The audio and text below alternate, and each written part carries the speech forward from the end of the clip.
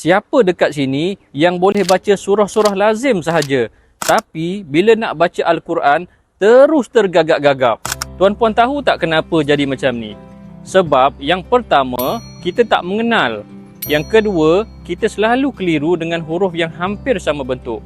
Dan yang ketiga, kita jadi tersangkut-sangkut nak baca ayat bersambung siap dengan tanda baris.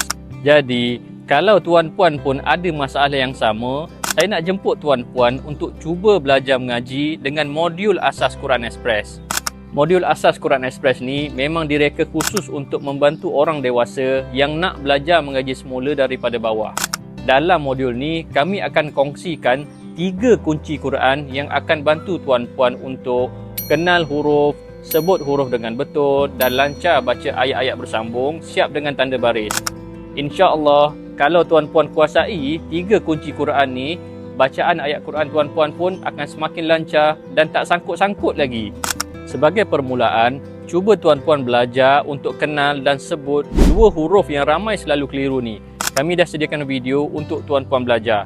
Tekan je butang Learn More atau klik link website sekarang.